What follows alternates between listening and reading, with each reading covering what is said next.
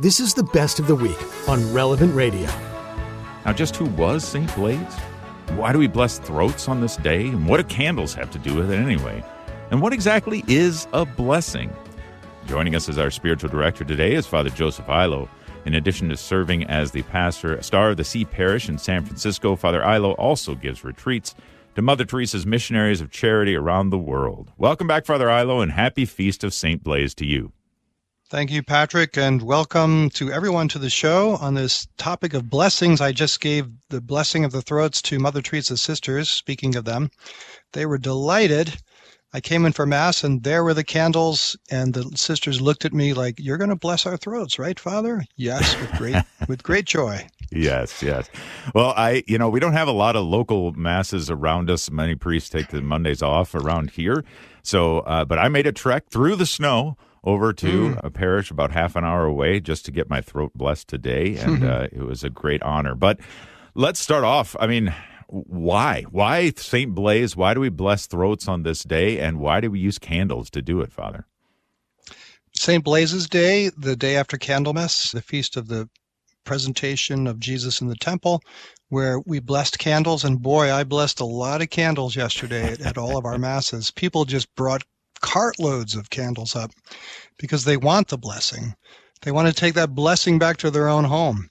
Well, so the day after, we take those candles, and through the intercession of St. Blaise, Bishop and Martyr, we bless the throats, but also the lives. So the text of the blessing is, through the intercession of St. Blaise, Bishop and Martyr, may God heal you of all diseases of the throat and of every other illness. That's a pretty big bucket. Physical, mental, spiritual illness.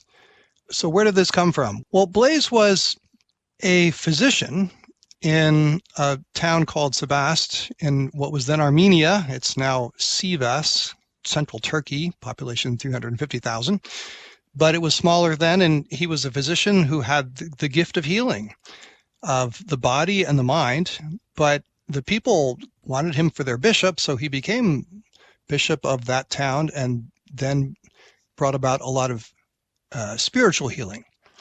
And especially in the Middle Ages, he became one of the 14 holy helpers during the very difficult time in Europe, during the bubonic plague, the Black Death.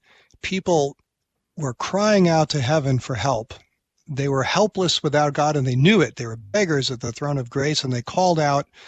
And so 14 saints in particular, called in Germany the 14 Heiligen, the 14 holy ones, were their help in the time of great distress. So Blaise was one of them. Other ones were Christopher, St. Vitus, St. Barbara, St. George, etc.